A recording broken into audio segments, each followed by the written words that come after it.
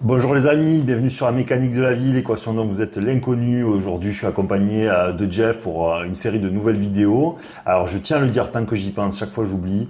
Très souvent, on met un temps fou à démarrer, dans le sens où vraiment l'intérêt de la vidéo, elle n'est pas au début.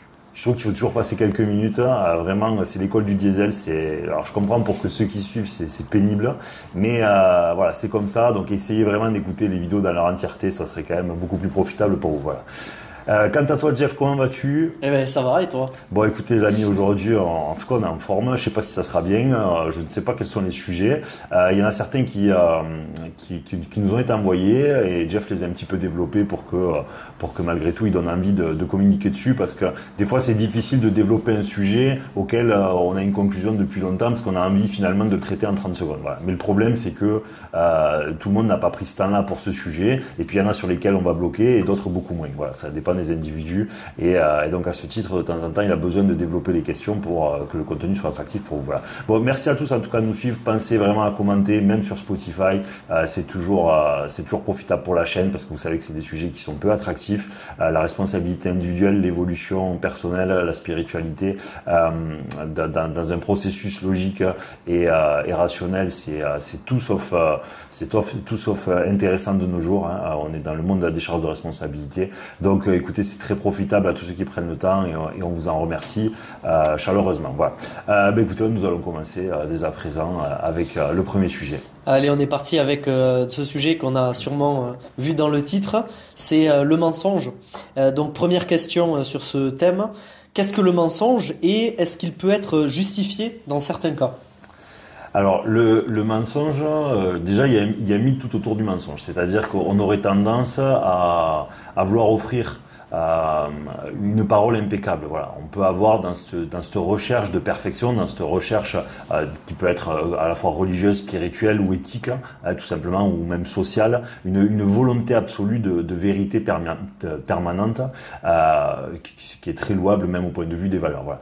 Le problème de cette culture et cette recherche permanente de la vérité, c'est qu'elle peut être déconnectée de la réalité. Voilà. Dans le sens où il est nécessaire d'adapter le discours en fonction et la vérité aussi en fonction de l'interlocuteur. Ce que je veux dire, si vraiment on est très tranchant, tu peux pas expliquer à ta fille de 6 ans comment on fait les bébés. Tu peux pas expliquer que tu as tiré les cheveux à maman, et etc. Voilà, c'est pas possible. Donc ça veut dire quoi? Ça veut dire que le monde physique nous enseigne qu'une vérité donnée maladroitement peut être extrêmement destructrice, parce que il faut aussi que dans la vérité, il y ait des gens qui soient à même de la recevoir. Donc ça veut dire que une vérité absolue et permanente, une quête de vérité absolue et permanente, c'est-à-dire dans le discours, c'est-à-dire dans les choses que nous échangeons entre nous. Je parle pas de vérité, diluée. D'avoir la quête permanente, d'avoir une parole qui est toujours la bonne, serait extrêmement destructeur pour moi. Voilà. Donc il faut arriver à essayer de développer autour de ça, et donc ça serait du cas par cas. Il faudrait vraiment arriver sur du cas par cas, où justement on puisse se demander à quel moment je dois utiliser la vérité, ou de temps en temps la diluer. Quand j'entends diluer, c'est-à-dire de ne pas amener l'entièreté de la vérité. Voilà. D'ailleurs, normalement dans l'éducation, c'est vraiment le meilleur moment où vous pouvez penser. Normalement, votre discours, pour une même situation, ne va pas être le même entre votre enfant de 5 ans, votre enfant de 12 ans et votre enfant de 20. Si vous avez 3 enfants à âge séparé. Voilà. Pour moi, il me semble que c'est un très bon exemple pour comprendre les subtilités derrière ce qu'on appelle communément la vérité. Voilà. Donc pour moi, ça c'est déjà très très important. Ça veut dire qu'une vérité qui serait donnée maladroitement pourrait être destructrice. C'est mon propos dans un premier temps. Voilà. Tu peux me redire la question pour peut-être la développer vraiment selon ta question et pas selon ce qui me vient? Oui, c'était qu'est-ce que le mensonge et est-ce qu'il peut être justifié dans certains cas? Donc est-ce que le mensonge peut être justifié? Dans le cas de la petite fille, justement, c'était pour vous dire oui, le mensonge peut être largement justifié. Voilà. Simplement, il appartient d'apprécier à chaque situation s'il est préférable de dire la vérité ou si elle ne peut être dite. Voilà. C'est ça qui est très important. Qu'est-ce qu'un mensonge? Un mensonge, c'est une absence de vérité, c'est de ne pas dire ce que l'on pense, ou de ne pas dire ce qui est réellement ou ce qui est réellement passé. Voilà, donc c'est le fait de nier ce que l'on pense être, quelque part, parce que il y a plusieurs types de mensonges. On peut être honnête sur ce qu'on dit et avoir tort. C'est tout à fait possible. Vous le voyez avec certaines bandes dessinées ou sur des posts qu'on voit aujourd'hui, selon l'angle que vous prenez d'une même situation, vous pouvez voir le chien sous un angle, vous pouvez voir que son cul s'il est derrière le mur, vous voyez. Donc finalement la vérité peut être une question de point de vue. Donc ça c'est pas pareil, mais il peut avoir une vérité qui est la même pour tout le monde et on la fausse volontairement. Et ça effectivement ça peut être négatif si c'est mal employé. Mais l'idée de cette vidéo, c'est simplement de dire que on peut se permettre de manière circonstancielle de ne pas forcément dire la vérité dans un souci de protection, dans un souci d'équité, dans un souci d'évolution de l'individu. On ne peut pas toujours dire la conclusion d'un cheminement. C'est trop compliqué parce que l'autre en face de nous n'est pas toujours à même de le recevoir. Et ça, on s'y frotte énormément dans les sujets que nous abordons dans la mécanique de la vie. Des fois, il est difficile de dire vraiment la conclusion de quelque chose parce que nous n'avons pas encore la maturité, la tempérance pour la recevoir. Et ça va se heurter à nos passions émotionnelles, à nos croyances et à nos fidélités. Voilà. Donc si on n'est pas capable, si on n'est pas encore dans un apaisement suffisant, pas suffisamment capable de tout remettre en question, pas suffisamment capable de se mettre à la place des autres, eh bien, il y a des vérités qui sont très complexes à dire parce qu'elles peuvent être très mal employées. Il y a certaines choses que je ne dirai jamais. Vous pouvez pas les dire parce que si quelqu'un un jour l'entend et modifie finalement ce qui a été dit parce que dans son temps à lui, le propos est complètement différent. Et de même, vous pouvez avoir le gars qui va faire des grosses conneries dans sa vie parce qu'il partait du principe que froidement c'était juste. Voilà. Là, c'est dit un peu de manière métaphorique, mais vous avez, c'est ce qui se passe avec les religions, si vous voulez. Quand des fois certains passages sont pris mot à mot, les gens deviennent dangereux parce qu'ils se légitiment finalement. Parce qu'ils pensent que c'est écrit à faire quelque chose. Voilà. Et donc après, ça fait des fous, ça fait des attentats, ça fait tout ce que vous voulez. Voilà. Parce qu'ils ont pris une lecture au premier degré en fonction de leurs croyances. Et donc c'est pour ça que quand on va dire quelque chose, de temps en temps, on peut pas le dire de manière trop explicite parce qu'il faut aussi savoir à qui vous le donnez. Voilà. Et donc c'est pas une absence de vérité. Pour moi, c'est plutôt une preuve de sagesse de donner dans le temps de l'autre et considérer qu'elle ne peut pas toujours être dite de manière suffisamment explicite. Voilà. De toute façon, ce qui est vrai, enfin, s'il y a une situation qui est véritable que l'on ne peut révéler, au final, c'est parce que on préfère respecter la personne que de lui dire si ça venait à la vexer également. Oui, complètement. Oui, bien sûr. Oui, il y a aussi, là, il aborde un sujet qui est extrêmement en vogue aujourd'hui, qui est une forme de la bien-pensance, c'est-à-dire que on doit taire la vérité au nom de la collectivité, au nom du respect de l'individu, etc. Bon, évidemment, évidemment que c'est du mensonge dans l'absolu. Mais aujourd'hui, ce sont devenus presque des codes sociaux parce que nous voulons plus. De toute façon, nous sommes le monde de l'absence de vérité, clairement. Si c'est là-dessus que tu veux bifurquer, voilà, notre société est la société du mensonge perpétuel, clairement. En tout cas, il n'y a pas de recherche de la vérité. La vérité n'est plus qu'émotionnelle et donc elle est donnée à celui qui clame le plus haut et fort ses émotions, voilà. Et donc on légitime au nom des émotions l'absence de rationalité. Et le problème, c'est que comme les émotions commencent à gouverner le monde et que les émotions sont irrationnelles, eh bien vous commencez à avoir un monde irrationnel et un monde irrationnel est un monde où la destruction est au tournant, si vous voulez. C'est ça la problématique, parce que froidement, parce que là je blablate depuis 8 minutes, mais en fait c'est du blabla. Froidement, si vous refusez le diagnostic, vous allez mourir. Chez le docteur, si vous avez quelque chose d'important et que vous refusez qu'en fait vous avez une appendice par exemple, j'en sais rien, que vous dites non docteur vous êtes négatif, mais madame non docteur vous êtes négatif, mais enfin arrêtez, oui non votre diagnostic là, non moi je crois que ma tisane elle va me guérir, ok on verra. Et donc là, on meurt parce qu'on a refusé de voir la vérité en face, le diagnostic, sous des prétextes émotionnels de positive attitude. Parce que là, c'est du laurier en barre, voilà, c'est de la positive attitude niaise.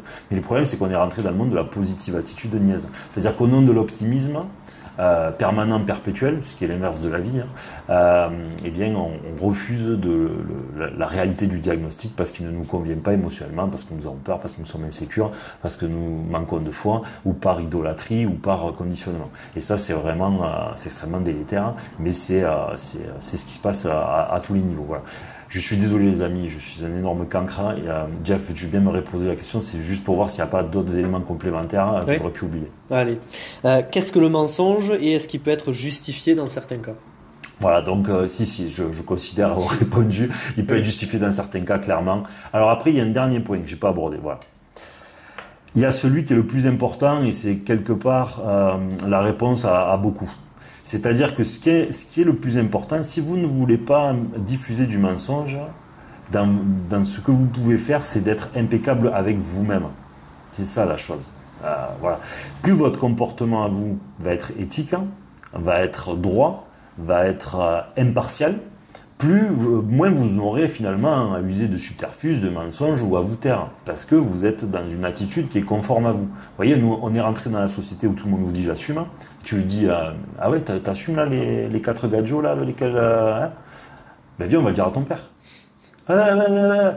Voilà, donc en fait, tu assumes vis-à-vis de tes 3 amis qui tolèrent, qui te disent rien. Mais en fait, collectivement, tu ne l'assumes pas. Voilà. Et donc, il y a ce paradoxe où finalement, on dit j'assume, mais on assume dans un ordre établi avec la sélection des individus qui nous vont bien. Parce que si je te dis à n'importe qui, généralement, un parent, surtout aujourd'hui à une autre génération, s'il a un passif qui est important, il va rarement raconter à sa gamine de 14 ans qu'elle commence à rentrer dans l'adolescence, oui, maman ou papa, voilà. Ouais. Il a tringlé le monde entier. En fait, ce qui compte et qui serait, je pense, juste de faire, ce serait de s'imaginer comme parler devant Dieu, devant une assemblée, devant l'origine créatrice, enfin, peu importe, et se sentir à l'aise avec nos paroles, nos actes. Il faut oui, Jeff a raison, c'est un bon référentiel. Alors là, on pousse la chose pour vraiment amener au maximum. Mais l'idée, elle est un peu là-dessus. Si vous voulez essayer d'évoluer, etc., même si là, il y a rien dans ce qu'on dit, il y a rien de bien nouveau, mais c'est juste pour essayer d'amener une clarté à la recherche permanente de vérité. La recherche permanente de vérité, elle est pour comprendre la vie. Elle n'est pas vis-à-vis de l'horizontalité. C'est-à-dire que vous pouvez mentir au pays des hommes, sans les trahir d'une certaine manière, parce que vous les protégez. Moi, par exemple, je suis quelqu'un, ça m'est arrivé plusieurs fois dans ma vie, où je vais pas expliquer la vérité à tous les gens. Quand je connais quelqu'un, je vais pas, parce que je vais le détruire. Alors que moi, mais ça m'est arrivé 2 fois, quelqu'un me dit, je veux savoir. Bon, j'aurais fait un topo de 3 quarts d'heure. Pour un, ça a été extrêmement violent. Pour l'autre, il y avait plus d'acceptation, donc ça n'a pas fait grand-chose. Voilà, parce qu'on n'a pas vocation à faire ça. Et en plus, moi, ce que j'ai dit, ça ne veut pas dire que c'est la vérité. C'est ce qu'on m'a demandé un diagnostic froid. Bon, je suis arrivé, je suis Dr House, je te connais pas, t'es pas mon patient. En fait, j'ai essayé de faire comme Dr House, même si c'était des gens que je connaissais. Dr House, c'est une série, pour ceux qui connaissent pas, qui est un diagnosticien dans un hôpital, voilà, qui est extrêmement froid avec ses patients. Et pour lui, seul le diagnostic compte. Voilà. Donc c'est ce que j'ai fait. Mais le problème, c'est que si vous faites ça, vous socialement, vous allez être quelqu'un d'extrêmement handicapant. Et je pense que votre cercle social va s'amenuire assez rapidement. Voilà, on n'a pas vocation à se dire des vérités froides, surtout quand l'autre n'est pas prêt et tout. Donc le problème aussi, si vous voulez, c'est là où je veux en venir de la culture de la vérité, c'est que les gens aujourd'hui nous demandent de dire la vérité et sont en incapacité de l'entendre. Ce qui est le plus gros mal du XXIe siècle. Voilà. De notre jeunesse surtout, et même nous maintenant, ça commence à être un peu sur toutes les générations, mais ça c'est vraiment le mal. Vous voyez aujourd'hui, oui, t'es un hypocrite, t'es un machin, t'es un bidule, mais tu peux pas entendre la vérité. Tu peux pas l'entendre. Donc ne viens pas crier au mensonge, ne viens pas crier à je ne sais quoi, tu ne peux pas l'entendre. Moi, tu peux me dire ce que tu veux, je ne vais pas tousser. Ton avis n'engage que toi. Ce que tu dis de moi n'est pas ce que je suis, il est ce que tu vois de moi. Voilà. Donc, personnellement, moi, on peut bien me dire ce qu'on veut, c'est pas un problème. J'ai pas besoin de qui que ce soit pour savoir ce que j'ai à penser de moi. Voilà. Et quand je fais une connerie, je suis assez grand pour me dire que c'en est une. Par contre, si quelqu'un te le dit avec élégance, c'est-à-dire dans un souci de te faire voir quelque chose peut-être qui t'a échappé de toi, c'est extrêmement bénéfique. Et c'est ce vers quoi tous on doit tendre, justement, dans notre volonté d'évolution personnelle, dans notre volonté d'évolution évolution spirituelle, dans notre volonté d'améliorer notre condition d'homme, si je puis dire. Voilà. Mais aujourd'hui, je vous dis, le plus gros problème, c'est que les gens vous disent en permanence, oui, c'est méchant, non, tu n'as pas dit la vérité, mais en fait, les gens ne peuvent plus l'entendre. Il n'y a plus une culture de la vérité aujourd'hui. Parce que les mots, des mots simples comme honneur ont disparu, des mots comme, il y a quoi d'autre, ce que je dis tout le temps, puis peut-être il me dira, il y a quoi les mots qu'on dit plus? Loyauté. Loyauté, voilà. Quand ces mots reviendront, les amis, le monde ira mieux. Mais comme ces mots sont pas prêts de revenir, le monde n'est pas prêt de s'améliorer. Il y a donc une forme d'arrogance dans les normes sociales actuelles, puisqu'elles évoluent au cours de l'histoire. Et ce qui tue l'arrogance, c'est l'humilité. Donc il faudrait tendre vers ça. Complètement, il a tout à fait raison. Le problème de l'humilité, c'est qu'elle se construit dans des personnalités fortes et dans des tempéraments forts et dans des tempéraments qui sont construits.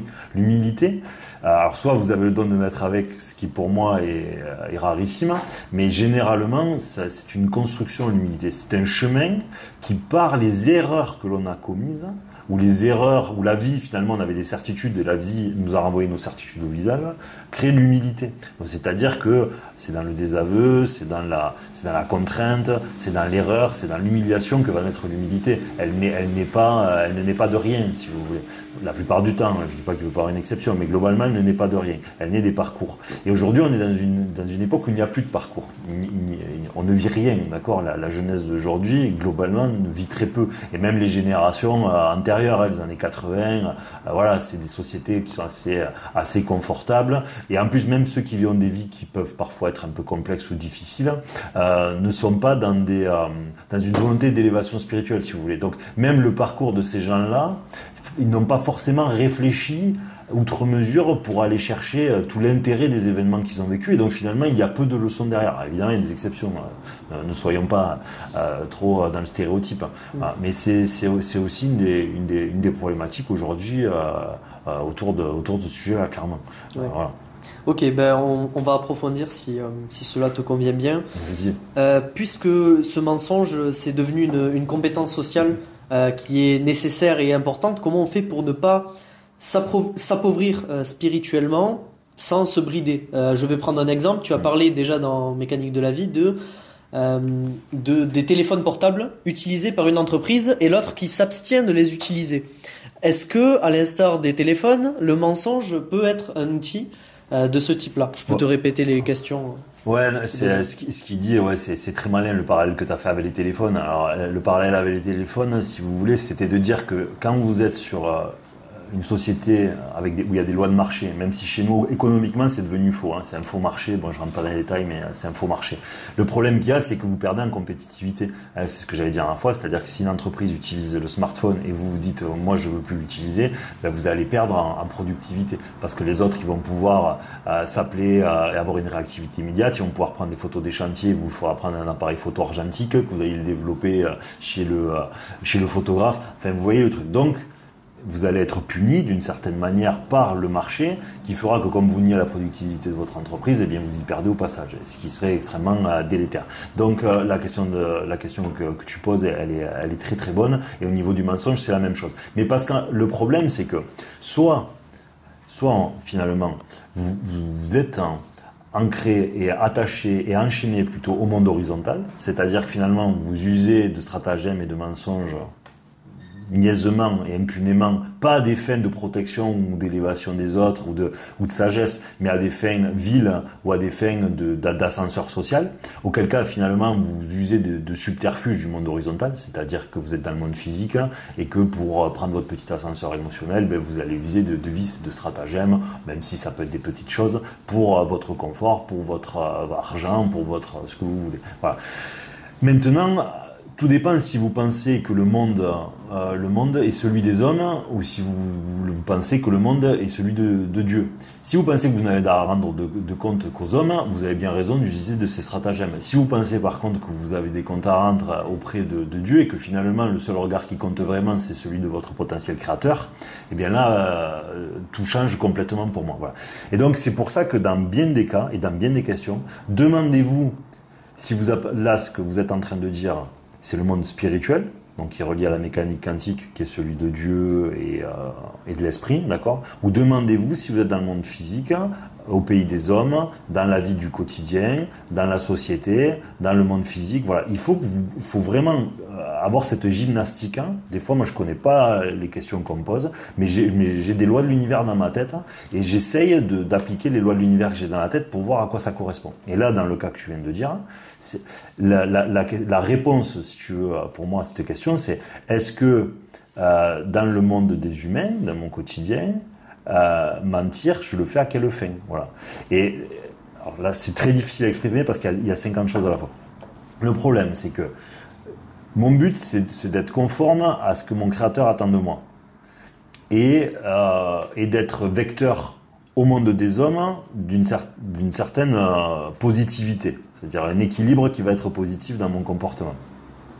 Moi, si c'est mon but, normalement, j'ai la réponse à la situation. Si j'ai ça en tête, je vais avoir la réponse à la situation. Si le mensonge à ce moment-là est conforme ou inconforme. Par contre, dans ce que Ridgeff a dit, c'est là où j'insiste, c'est qu'effectivement, vous allez perdre.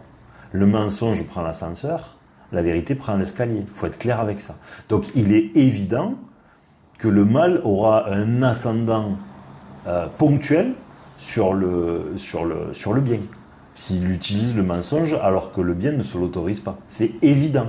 Simplement, soit votre but, c'est le monde horizontal, c'est de paraître vis-à-vis des autres, c'est d'avoir de l'argent, c'est d'aller plus vite quelque part.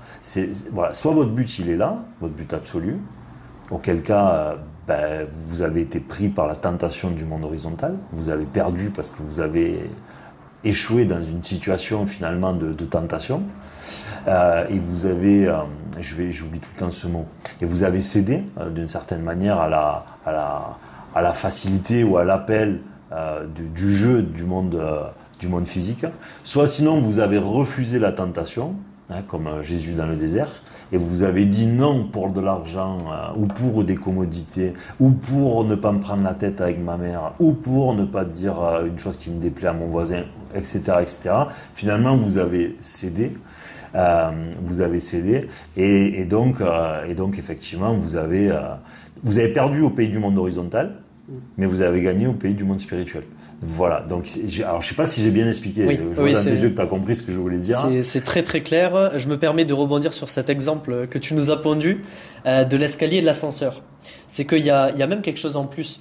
C'est que l'escalier qui est la voie du monde spirituel et l'ascenseur qui est la voie du monde physique, il faut savoir une chose, c'est que l'origine créatrice a le pouvoir sur tout et peut couper l'électricité.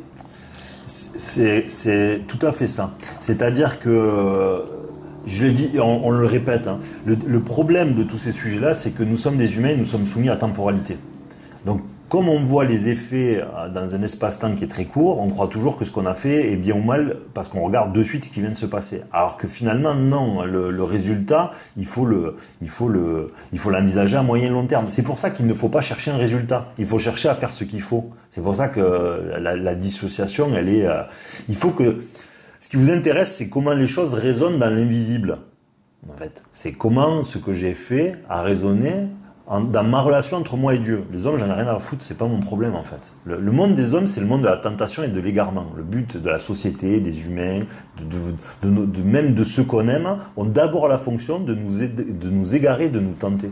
Donc le but, c'est que le monde horizontal et le monde de ceux que l'on aime ou de ceux qui peuvent nous embêter, on n'en a que faire, parce que nous, ce qui compte, c'est le résultat dans le monde vertical, dans l'absolu, voilà.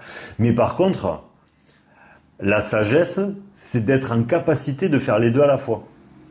Et c'est là tout l'intérêt. Alors là, je viens de perdre tout le monde, c'est très probablement. Mais ça, c'est tout l'intérêt de tous les sujets qu'on développe indépendamment les uns des autres dans la mécanique de la vie, pour justement avoir une justesse comportementale dans notre quotidien, dans les choses de la vie, et en même temps une justesse vis-à-vis de Dieu, dans un souci d'élévation et de loi de l'univers et de philosophie un peu plus profonde, voilà, si je puis dire.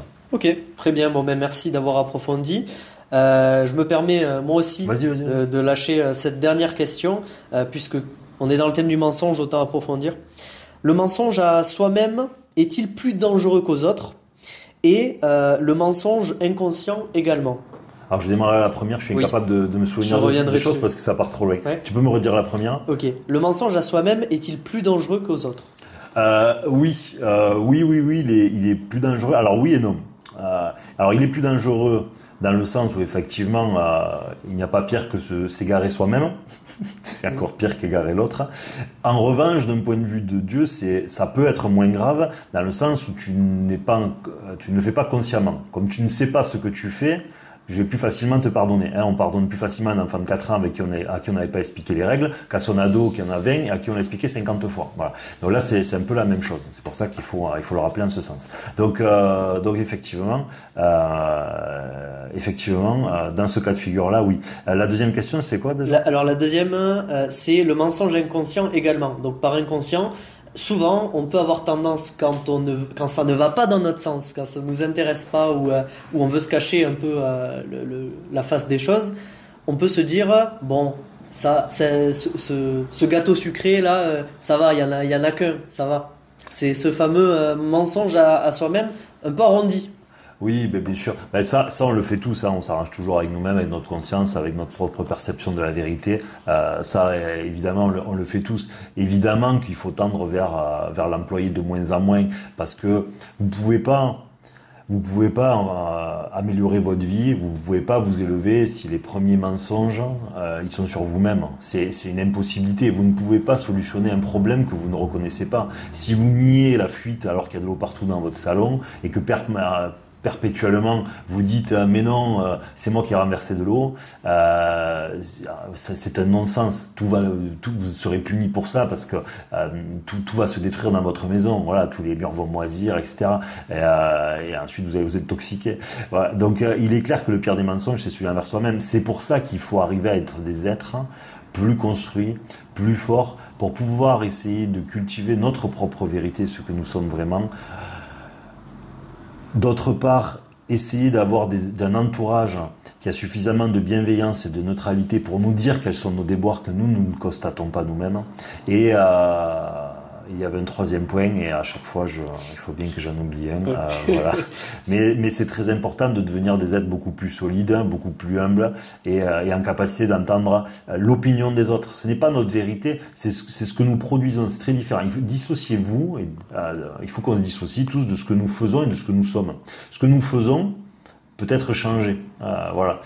Ce que nous sommes, c'est beaucoup plus compliqué. Voilà. Donc, ce que nous avons fait, ce que nous sommes, est soumis à évolution. En fait, ce que nous avons fait, on peut plus le modifier. Ok. Ce que nous sommes, nous pouvons le modifier. Donc, ce que nous sommes, on s'en fout, puisqu'on peut le changer. Vous voyez. Donc, si on a très mal agi, ça ne fait pas ce que nous sommes. Ça fait ça fait un diagnostic pour ce que nous avons été. Dissocier ce que nous sommes et ce que nous avons été. Voilà. Parce que comme on peut changer, on se fout de ce qu'on a produit. En plus, dans le monde catholique, c'est extrêmement simple. Vous avez le pardon jusqu'à la dernière seconde. Donc, je veux dire, pardonnez-vous. Si vous pensez que vous avez fait une connerie, on s'en fout. On est là pour ça. Il n'y a pas d'apprentissage sans bêtise. Donc, c'est très important de le mettre au cœur du sujet, quoi. Ok, super là-dessus. Je me permets, je me régale. Vas-y, parce qu'en plus j'ai oublié des choses. Oui. Donc n'hésite pas à envoyer 50 questions. Je sais que j'ai oublié plein de trucs. Et quand si je la réécoute cette vidéo, je vais dire Allez, poursuivons. Il y a quelque chose qui est intéressant par rapport au mensonge, mais on pense pas à ce thème directement avec le mensonge. C'est la promesse, la parole, ce qu'on va dire et ce qu'on va faire. Si on ne le fait pas, va devenir donc mensonge. Je sais pas si tu me suis. Oui, d'accord. Ouais. Donc c'est le mensonge autour de la promesse. C'est ça. Okay. Donc il est souvent écrit. Donc je vais faire plaisir aux chrétiens, aux catholiques dans le chat, dans les commentaires. Il est souvent écrit de ne pas promettre, ou en tout cas de tenir ses actes et que sa parole soit vérité, que ses actes soient vérité. Okay. Donc d'éviter de faire promesse. Okay. Donc qu'est-ce que tu penses toi de Alors moi je savais pas que les évangiles le disaient. Moi je ne promets jamais. Je ne promets jamais. Pourquoi ? Parce que rationnellement, si vous avez une considération pour le monde physique, là c'est pas le monde spirituel, c'est le monde physique. Je prends une astéroïde dans la seconde, j'ai manqué à ma promesse. Donc une promesse, dans l'absolu, pour un mortel, ça n'a pas de sens. C'est je veux tendre à faire ce que j'ai dit.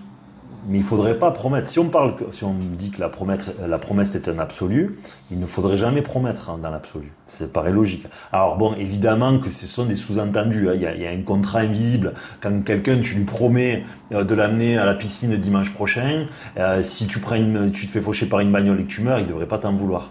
Voilà. Mais dans l'absolu, c'est un non-sens parce qu'un mortel peut mourir, il ne peut pas savoir si sa promesse est en capacité de la tenir, ou tout simplement, tu as fait une promesse à quelqu'un il y a 5 ans, tu n'es plus le même parce que tu évolues. La plupart des gens n'évoluent pas, mais là, si tu es quelqu'un qui évolue, et donc la promesse que tu as fait à 5 ans engage le toi d'il y a 5 ans qui n'existe plus aujourd'hui.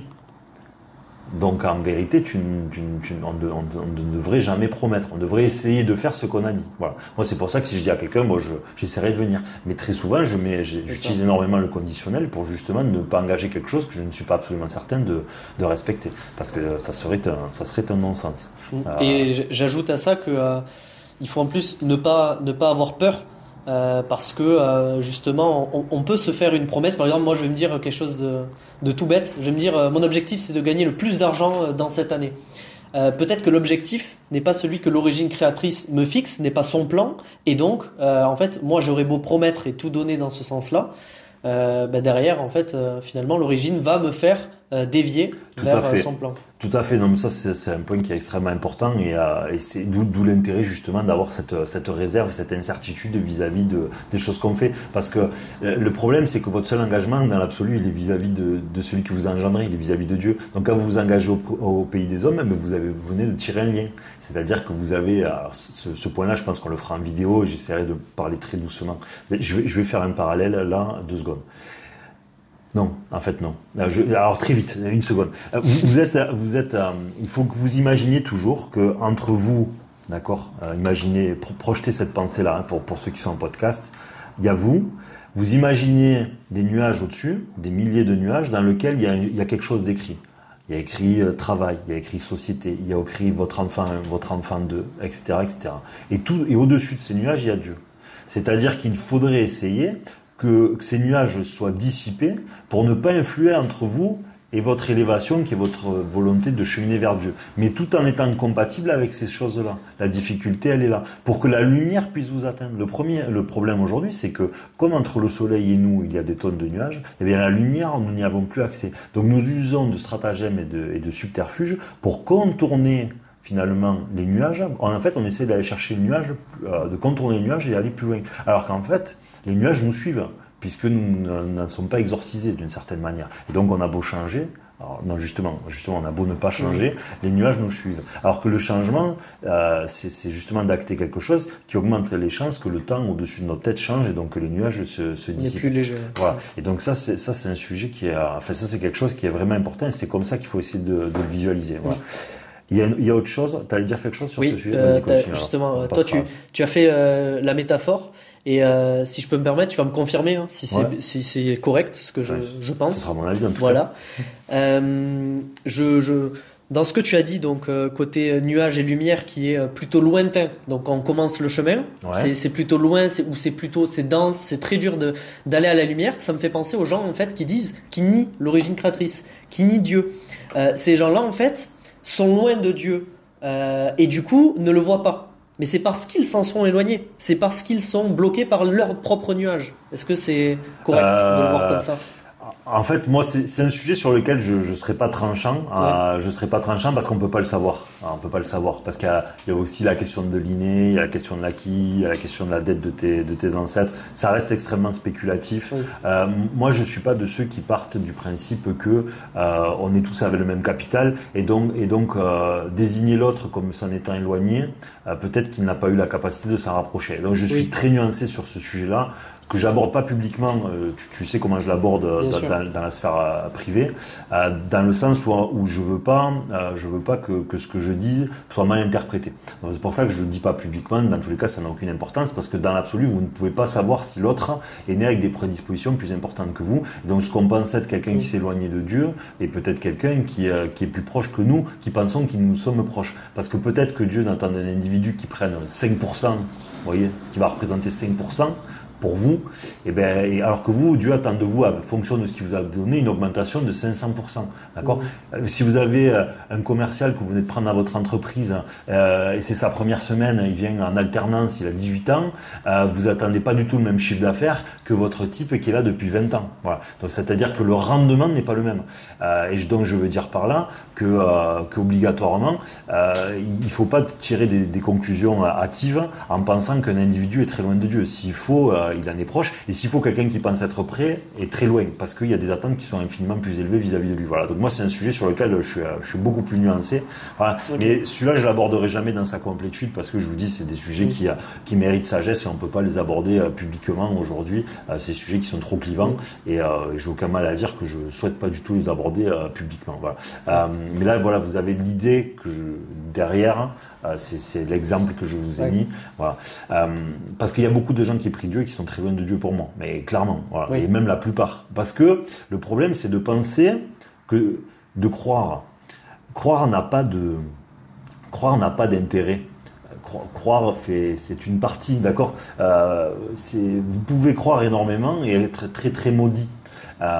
Parce que finalement, le but de l'incarnation dans le monde physique, alors d'une part, oui, il y a la foi, d'accord, c'est d'augmenter son degré de confiance, son degré de foi, mais d'autre part, et surtout, c'est de comprendre. C'est-à-dire que moi, je pense que l'absolu est de comprendre les systèmes qui régissent le Dieu des hommes, d'accord, parce que peut-être que comprendre Dieu, c'est le Dieu que nous on vit, d'accord, c'est pas on comprend pas Dieu, on comprend le Dieu qui a de l'influence sur nous, parce que s'il faut, Dieu a un milliard de facettes que le monde incarné terrestre et des hommes ne peuvent pas voir, ok, donc je ne dis pas comprendre Dieu, je dis comprendre ce que Dieu veut qu'on comprenne de lui dans la vie incarnée, et c'est ça, oui, ça on peut essayer de comprendre, parce qu'il y a des lois de l'univers, parce qu'il y a des cycles, parce que les choses se répètent, parce que notre vie a un sens, parce que si on peut se poser des questions, c'est qu'on peut les solutionner, parce que l'élévation existe, parce que voilà. Et qu'on voit bien que plus on s'adapte, plus nos vies deviennent rationnelles et confortables. Donc la vie a un sens dans l'absolu. Simplement, ce sens a été bafoué par une société qui est contrôlée pour nous égarer. Ce sens a été bafoué parce que les humains ont pris au premier degré des choses qui étaient excessivement plus complexes. Et là, je viens faire un parallèle avec, par exemple, le monde religieux, d'accord ? Par exemple, si vous prenez au premier degré, votre parole doit être impeccable. Très certainement qu'il doit y avoir des écrits comme ça dans les évangiles. Je pense qu'il y a des choses de ce genre-là. Bon, j'en ai pas en tête particulièrement, mais il doit y avoir des choses comme ça. Il faut pas confondre, si vous voulez. Vous pouvez pas écrire dans un évangile qui va être à multisens et qui va servir d'abord de code civil, c'est-à-dire gérer 80% de la population, peut-être même plus. Vous pouvez pas écrire que le mensonge est autorisé. Vous êtes obligé d'écrire que ta parole doit être impeccable. Pourquoi ? Parce que sinon, si tu mens toute la journée à ta femme parce que tu vas en voir d'autres, si tu voles, si tu fais des larcins, si en fait tu es malhonnête en permanence, et que ces mensonges-là sont validés à l'échelle totale, c'est-à-dire à l'échelle d'un pays entier, et dans 4 matins, votre pays va disparaître. Voilà, où ça va être la cohue, ça va être la destruction, les gens vont s'entretuer, ça va être l'horreur. Donc, un écrit religieux est obligé d'écrire, ta parole doit être impeccable. Mais le monde physique, ce qui est le but du monde incarné, est là pour vous apprendre, c'est pour ça que dans les évangiles, vous trouveriez aussi l'inverse qui est dit, obligatoirement quelque part, ou peut-être c'est écrit dans une parabole, et bien qu'il y a des moments où il va être préférable, ce n'est pas un mensonge, c'est juste un degré de conscience, c'est l'adaptabilité à une situation donnée. Je ne peux pas expliquer à mon enfant de 5 ans comment on fait réellement les bébés. Voilà. Et donc, il faut arriver à avoir cette nuance de comprendre ce qui est de l'ordre de l'éducation civique, du code civil, pour être profitable à ma société et qu'elle n'aille pas sur la propre autodestruction, et ce qui est ensuite de la conscience, de l'élévation, de la spiritualité, de l'éducation, de la justesse comportementale, qui est ce que je viens d'énumérer vis-à-vis de ce qui doit être dit et de ce qui doit ne pas l'être, par exemple. D'accord, très voilà. bien. Tu avais un autre point tout à l'heure à évoquer. C'était celui-là. En fait, tu m'as fait super, bifurquer. Super. Tu m'as fait bifurquer. Voilà. Mais je pense qu'on a fait le tour au niveau du mensonge. Eh bien, écoute, Parfait, parfait. Merci à tous du coup de nous avoir suivis. On espère que cette vidéo vous aura plu. Elle était un petit peu moins mécanique peut-être qu'à la coutume. J'en sais rien. De toute façon, j'ai jamais une opinion qui est bonne quand j'en sors, et quand je les écoute après, je suis en général plus satisfait qu'à la seconde. Merci à tous de nous suivre. Pensez à liker, commenter. Voilà, on essaye de continuer à vous produire du contenu pour essayer d'expliciter ce qu'est cette chose-là que mécanique de la vie. Et à très bientôt les amis, merci à tous et merci à toi de toute cette préparation. Merci Jeff.